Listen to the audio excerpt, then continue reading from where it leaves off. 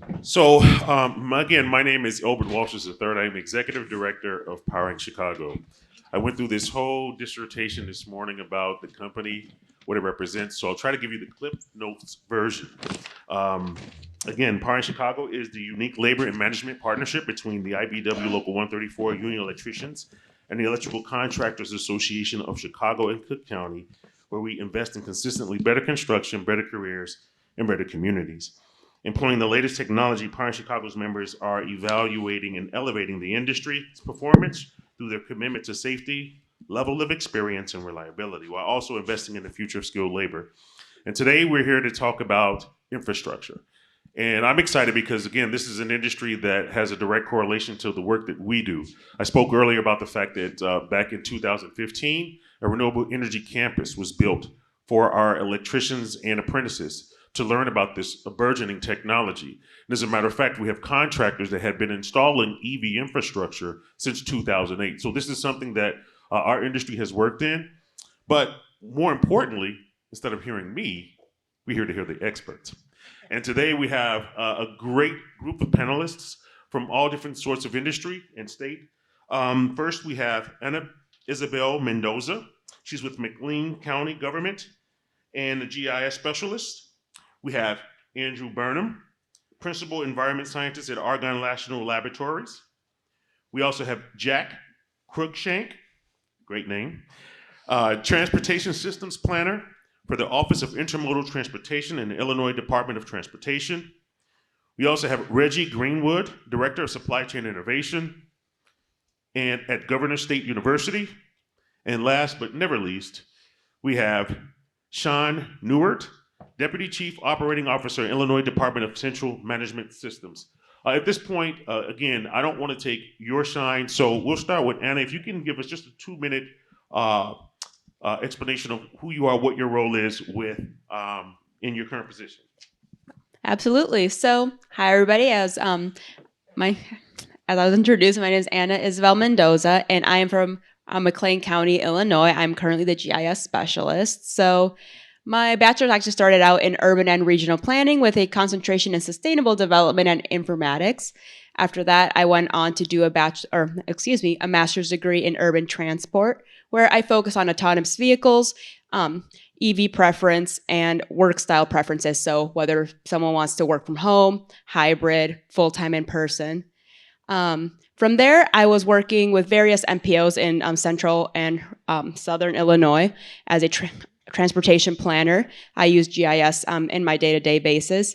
And I am now the GIS specialist for McLean County. So I partner with our different entities to map out demographics, what our current EVs in the county, where our chargers are, what our interests in electric vehicles are, and see how we can use a lot of the funding that is now available and the interest to further EV development. As I don't know how many of you guys are familiar with McLean County, Illinois. Just show of hands.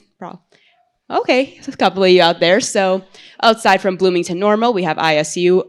It is a very large county by acreage, and a lot of it is rural. And the further east, west, or south you go, it is more and more sparse, larger towns, even to see an electric vehicle or a charger. So trying to stay connected to larger towns who already have more EV capabilities and basically to not have us get left behind. So that's a quick introduction about me. Thank you. Thank you for that, Anna. Next, we have Andrew Burnham. Could you please? Thank you. Yeah, I am a principal environmental scientist at Argonne National Laboratory. My work at the lab has focused on the environmental costs, environmental and economic costs and benefits of transportation. So our team at the Argonne is part of the System Assessment Center. And so we do life cycle analysis, which is trying to understand the total impacts of different vehicle and transportation technologies. The reason I think I was invited today is that when we think about new technologies for transportation for vehicles, EVs is this part of the panel, but even other alternative fuels like natural gas, propane, hydrogen. infrastructure is a really important part of that. Thinking about the refueling stations primarily, but also the supply chain and getting the fuel from the ground, let's say, all the way to your fueling pump. So my work has focused on examining the environmental impact. So when we compare, say, petroleum-based fuels to electric vehicles, what are the emissions at the power plant for EVs versus the refinery for a petroleum-based fuel? But then on the cost side as well, when we start thinking about electric vehicles, our team, and myself included, have developed resources for the Department of Energy's Clean Cities program. So anybody aware of Clean Cities? Yeah, there's like few folks there. Great. So Clean Cities is really the deployment wing of the for vehicle transportation, and they are working kind of boots on the ground, trying to help people develop projects, get partnerships to bring clean transportation.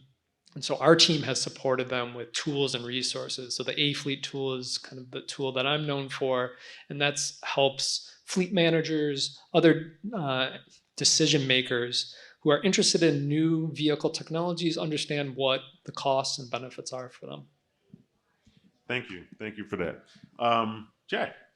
Hello. I am Jack Cruikshank. I'm an intermodal planner at IDOT, mostly focused on transit and rail at the moment. So looking at, a variety of planning projects that could study, hey, where's the bus going? Does it need to be extended a half hour in the evening to pick up a certain shift? Just things like that all across the state, mostly focused on downstate at the moment.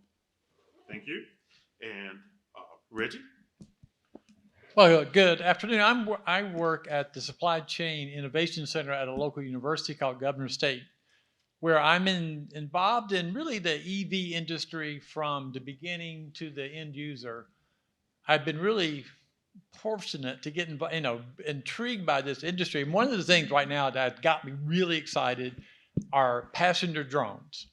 So I'd like to ask, how many of you would fly in a passenger drone next month? Raise your hand.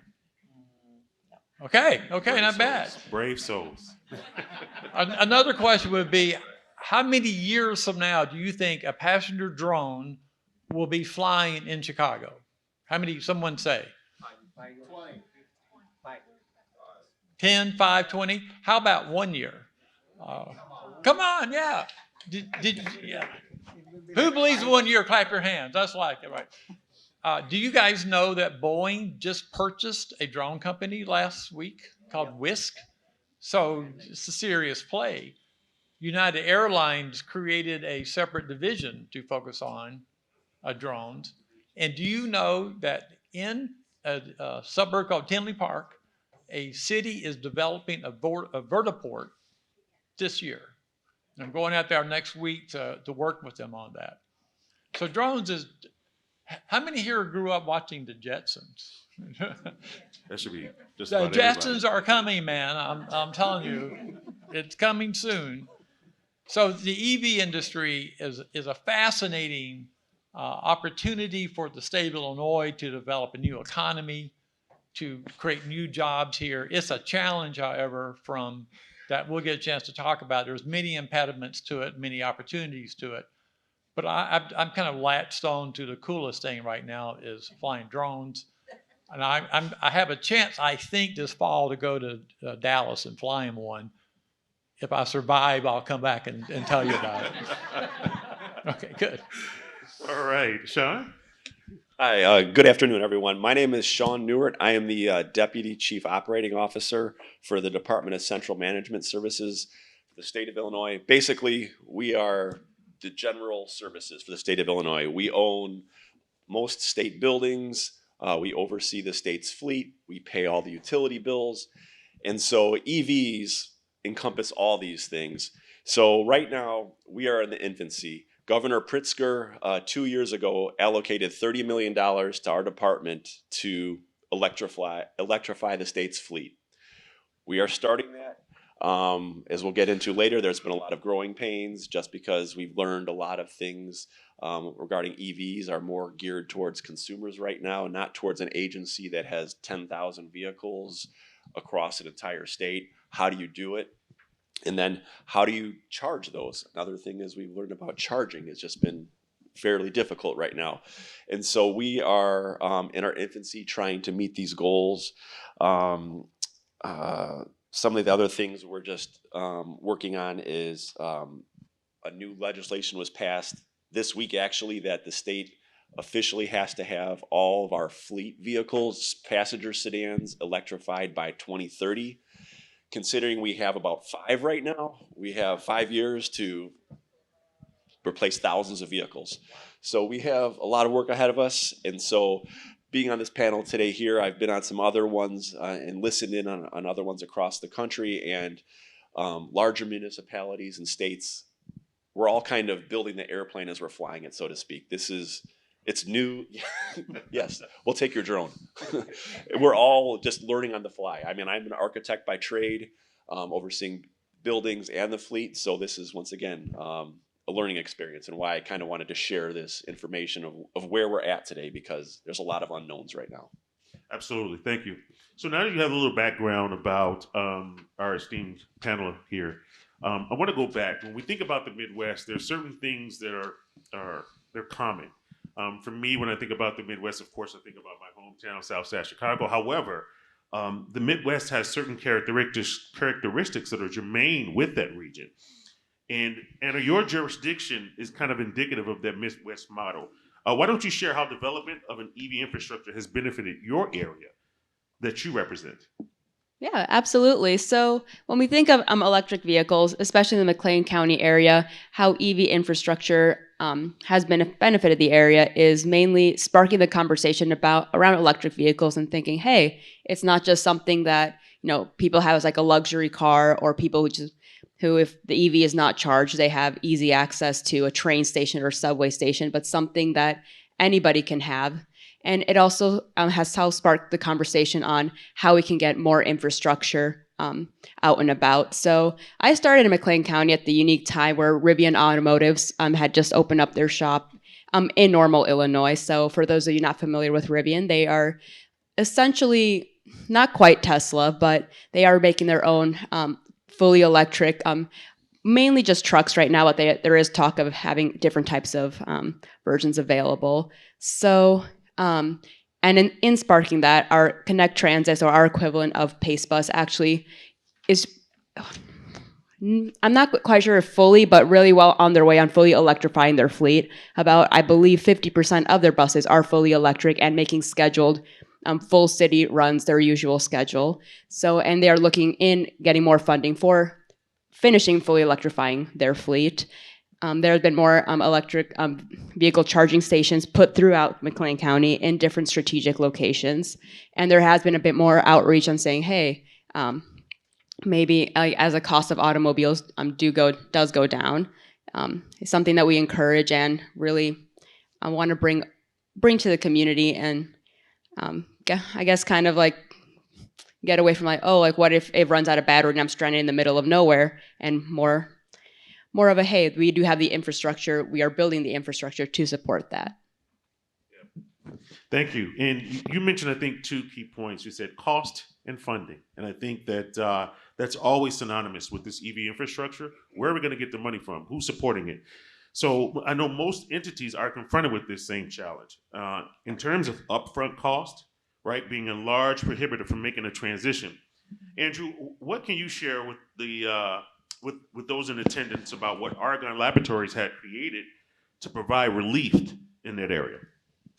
So Argonne is funded by the Department of Energy. Department of Energy, I think, was brought up earlier today. There is lots and lots of funding coming out to support EV infrastructure. So the NEVI plans, which are kind of the state side, billions of dollars to come out. And where Department of Energy and where the labs come in is oftentimes supporting with technical analysis to understand, where should chargers be placed? What are the impacts of those chargers? Our specific team at Argonne has kind of a lot of fingers in different pies. But the work that we have done is supporting cost analysis. So, as was mentioned, it is an upfront overlay of significant funds, where we see EVs.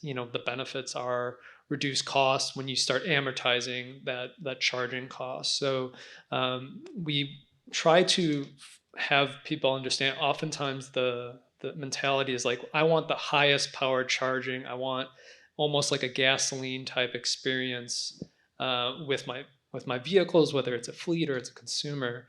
But you have to consider the kind of lifetime cost of that, or what are the impacts of that. So demand charges.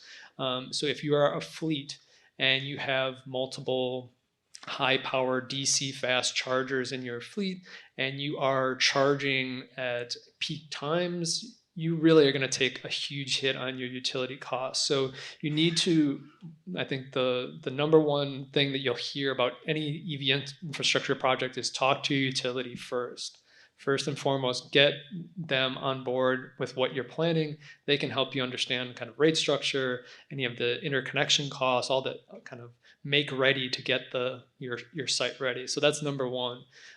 Again, I'm going to plug Clean Cities. So Illinois Alliance for Clean Transportation is the Clean Cities organization for Illinois. There is a lot of experience to help you understand the costs or the challenges of it. It's just finding the right people. And that's what the Department of Energy has, created that program. So I would highly recommend anybody who is interested in going there and say, hey, I'm kind of flying the plane and building it myself, there are resources out there. It's just trying to find those folks, and Department of Energy's Clean Cities is a really good place to start. Thank you, Andrew. Now, I know we talked a little bit, and you went into a little bit depth, Sean, about some of the pain points, but how is Illinois faring with the transition, and what challenges specifically has Illinois faced? And can you give us a few examples of other organizations look to make the transition for fleets? Sure. One of the biggest things that we run into as a government agency is procurement. There's procurement rules that other agencies and entities don't have to follow. For example, we would love to buy a Rivian, but we don't have a contractual vehicle to buy a Rivian, and we're trying to work on that. Right now, the only vehicles, due to supply chain issues and the availability of some vehicles, the only electric vehicles we could purchase this year through our current contracts were Mustang Mach-E's. We were able to get 75 of those. They became available, and we have these ordering windows, and so we didn't really know what agency was going to get them, but we knew they'd probably be gone tomorrow, so we're like, all right, let's buy them. And now we're figuring out where to go. We don't have the chargers yet for them, so we're having vehicles come in, and we have to find out where the chargers are going to go. And one thing, for anybody who's traveled the state of Illinois, it's a very long state. It takes 6+ hours to go from top to bottom. If you go from Chicago to Carbondale. So we're trying to figure out, how do we use these vehicles? Most of the state business occurs from Springfield to Chicago. So right now the Mustangs, the wind at your back, maybe 80-degree day, you might be able to make it. So we're looking at where we identified, for example, there's an Illinois State Police district headquarters halfway between Chicago and Illinois that we're going to try and put a fast charger in so we can make it from Springfield to Chicago. There's other agencies who, while we have a mandate to electrify, it's actually difficult. For example, the Illinois Department of Natural Resources that run all the state parks. You may have a state park in one area and you have to drive 200 miles to another. There's no charging stations in the middle of nowhere. So how are we doing this? And what happens, I think someone mentioned before, that vehicle dies in the middle of central Illinois and you're not near civilization. How do you charge it? What happens? So these are all things we're just working through. We're hoping to get a vendor on board shortly that will kind of lead us through a large scale charging station rollout, managing software so we can track everything. Because as I mentioned with procurement, what we realized or we run into is, if I'm driving from Chicago to Springfield and I need to charge, I can't just go to a gas station that has a charger and charge it. Sometimes you'll see them at Walgreens or Target. A state vehicle, you have no means to pay for that. So we are working through those growing pains on how do we pay for that within our procurement rules? And there's all kinds of legal obstacles that we have to go through. So it's not as easy, we are finding, as just electrify your fleet. For someone like Amazon or smaller agencies, I don't want to say it's easy, but there are less obstacles. We have just so many obstacles that we're going through. And right now, as I mentioned, with these vehicles we're getting, we are actually going with the most basic chargers, like we call them agnostic chargers. They don't have any software tied to them. We're just to get these vehicles to be able to charge so we can use them. So we hope to get away from that very shortly, but like I said, we're learning on the fly. Yeah. And you brought up supply chain, and I'm glad you did, because that's the perfect segue to Reggie. Reggie, so one pain point that is common, of course, is the availability of supply and technology for transition. How are you seeing sourcing and procurement strategies being adapted in EV supply chains to ensure that the availability of critical materials and other technologies are being used in assisting with the transition to an electric infrastructure? That's a lot. I think one major strategy would be for the state to give us all those Mach 2 Mustangs. I mean, they're having such a hard time using them, they could pass them around. Supply chain is such an interesting theory right now. What is, the biggest problem right now with supply chain? We all know this is batteries. Where are the batteries coming from? And a similar question is, where does the lithium, the cobalt, and there's a third one involved in being able to bring that raw material together to make batteries? The state is really working at trying to attract a battery company. We have failed in that. There are two, I understand, floating around making location decisions. The batteries are heavy, so there's a real tendency for them to locate near where the automotive manufacturer, the OEM, is located. So they've been coming into Indiana and Michigan, as well as, of course, in Georgia and Florida. So we really have to work at, batteries. One of the big infrastructure supply chain things is training for people to work on being able to work in the various parts of the supply chain where there are high voltage environments. If you're not familiar with working in a high voltage environment, what could happen to you? And it's a real challenge for companies to be able to develop that expertise. So, like for battery, we were talking to a battery company, and they were asking, is there any community college that's training people in the chemistry of making batteries? Which was a very interesting question. And I found out actually there is. So I think one of the big opportunities for the supply chain is to get companies to come here throughout the various parts of making these, batteries being one. Another is, it's interesting, compressors, because these batteries are hot, so they have to be cooled. There's actually a startup that came out of IIT called, what was it called? Anyway, now they're owned by Beam Solar, and they made a patented battery pack that helps cool batteries. Another company that started recently that the state invested a lot of money into is called TCCI. They're located in Decatur. They make compressors, and they've organized their whole company to make cooling compressors just for batteries. That's an interesting supply chain opportunity. But the state really needs to find these companies, and I've had a chance to meet with several recently, and they go back to ask about workforce. So, one of the really interesting community colleges is Heartland, right? Heartland is next to Rivian. We were out there last week. Heartland has developed a complete EV training program. They've jumped past the IC. Who knows what ICE stands for? Internal combustion engine. They have gone, a lot of training are hybrid where they're trying to do both. But Heartland right now has jumped. They're not doing anything training in this program for combustible engines. It's the full EV program.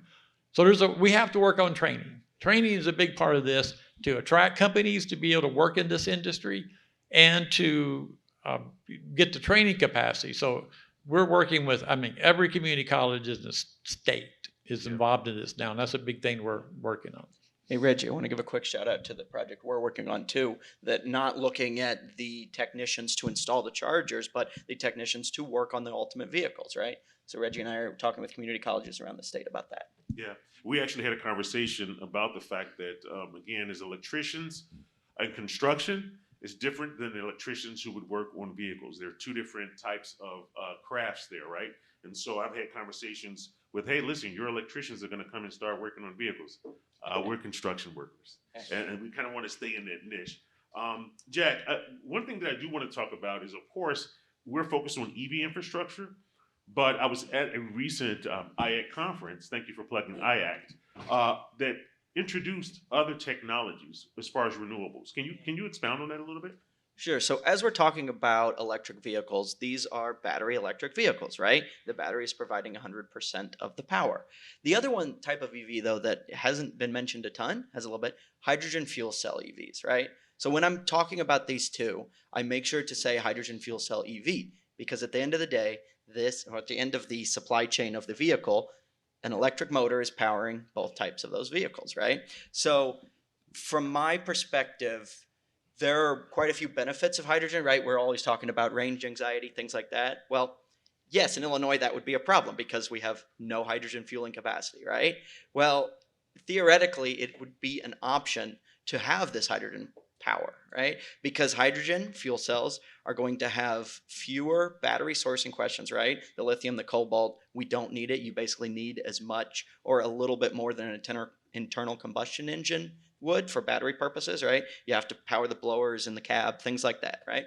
And then also the one that I really like is the charging time, right? It is 10, 15 minutes to fuel up a bus on hydrogen, whereas that same bus may take 10 minutes with diesel and hours with battery electric, right? So it's just something that we need to think about. And again, I grant you this is not feasible tomorrow. It is not throughout Illinois. We do have one example in transit right now. Give a shout out to the Champaign-Urbana Mass Transit District. They have built a hydrogen production facility on site that uses power from solar panels to perform the electrolysis needed that ultimately they separate, because think H2O, water, right? So they're zapping it with electric. That's very, very dumbed down, but H2O to take the H2 and the O and then take the H and put it in your bus and power your electric vehicles, your hydrogen fuel cell electric vehicles.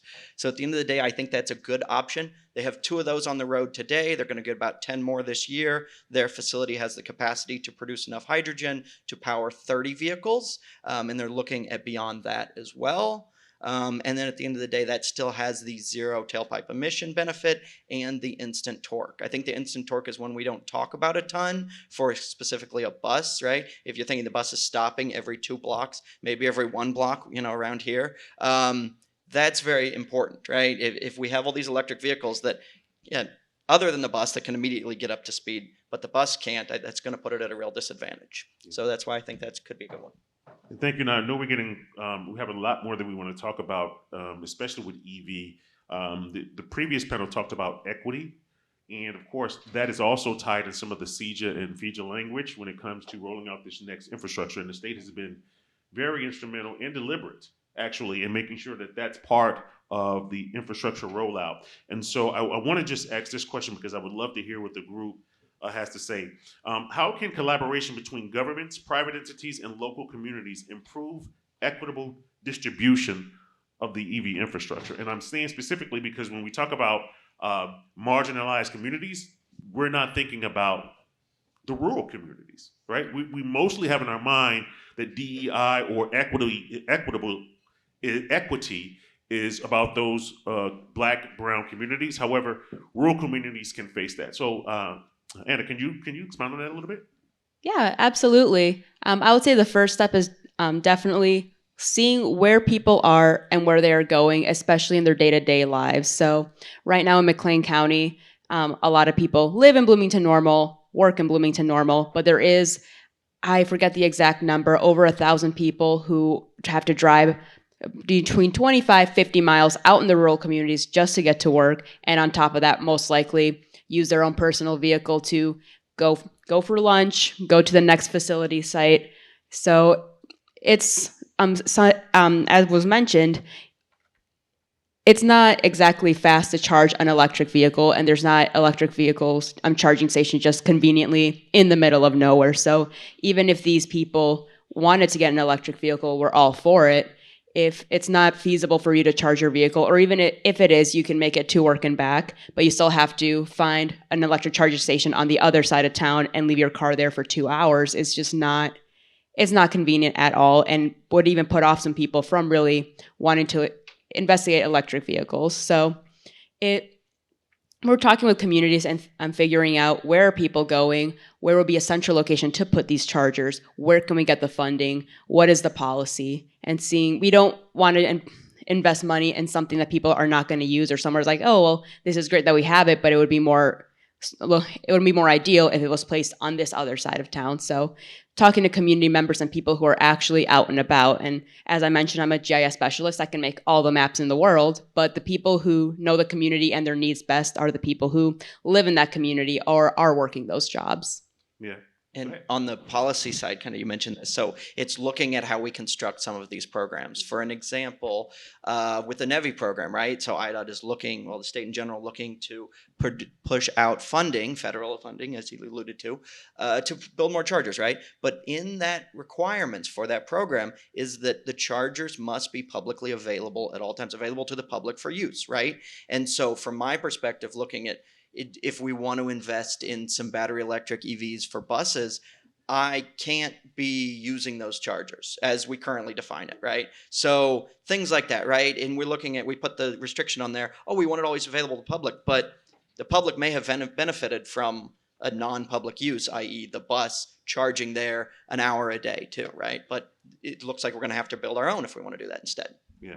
And you mentioned you can build all the maps that you want. And I know that Argonne Laboratories has been working on a special tool as well, right? I think it's called the Geospatial Mapper, right? Can you talk about that a little bit? Geospatial Energy Mapper, GEM. So we have some GIS expertise as well. And so our team at Argonne has done a lot on siting, power plants, siting, just energy in general. And so I think when you're thinking about station development, there's a lot of factors that come in. Like one of the first is like, is it going to be in a place where people can use it, right? That's kind of the obvious one. But the second is thinking about, what is the electrical substation? Like what is the upstream kind of electrical capacity at that site? So GEM is a tool that has some of those resources. So if you want to look at certain factors like, I guess traffic, you want to look at excess electricity capacity. This type of tool allows you to kind of, without being a GIS expert, to kind of tweak some of the variables that you're interested in examining and try to see where siting might be available. There are a lot of siting-based tools, but GEM is one that you can use public, free. So. Okay. There's a lot of chicken or egg issues here about where you put the electric charging stations is where people might buy electric vehicles in order to operate them. I know Cook County is putting substantial amount of money into EV charging stations, and that decision-making process should include an investment in areas that don't have as many electric cars so that people would be more likely to buy them.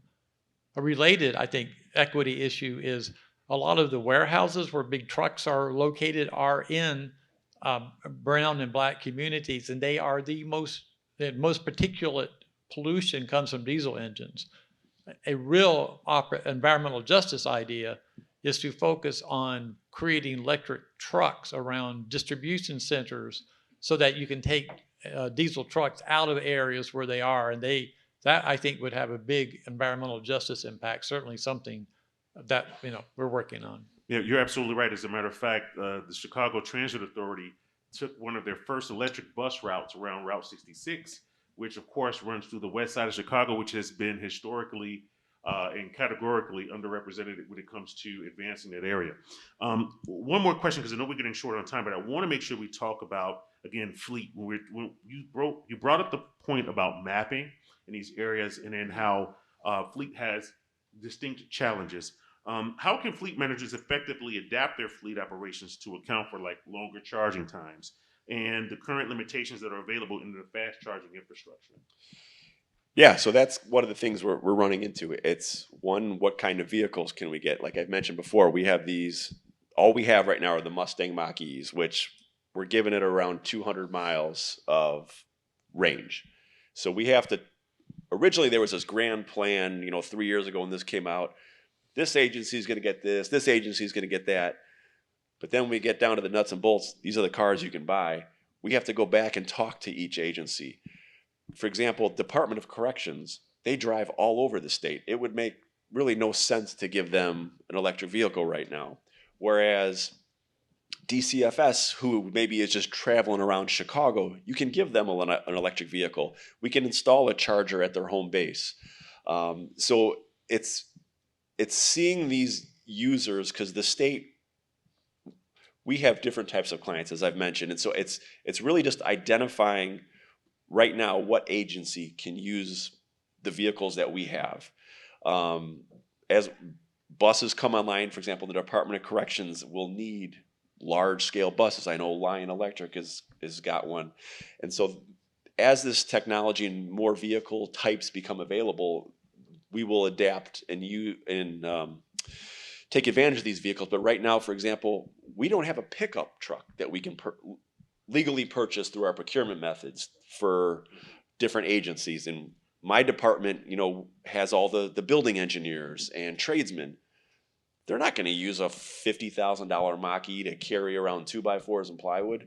So it's a matter of finding what's realistic. And I don't want to take too much time here, but I think this panel actually shows a little bit of what I'm running into with my department, and then just the whole EV infrastructure. We have a lot of ultimate goals here, talking about mapping and policies. And I may pick up my phone when I'm done here, and there might be an email from Ford saying, "Hey, Sean, we have 10 Ford E-Transit vans. Can you use these? They have a range of 108 miles." No, I can't. I don't have an agency that can use a 108-mile vehicle. So there's you have two things going on right now. You have this push to electrify fleets, and then you have kind of the policy making and let's get grants to spend money on all this stuff. But when it comes to us doing the day-to-day nuts and bolts stuff, it's not there yet. Yeah. Well, unfortunately, we have run out of time, and there are so many more questions that I had scheduled to ask, especially around workforce development as it relates to EV infrastructure and new technology. However, you can absolutely talk to and reach out to our panelists on the outside in the foyer. Thank you again, and thank you to our panelists. Let's give them a hand.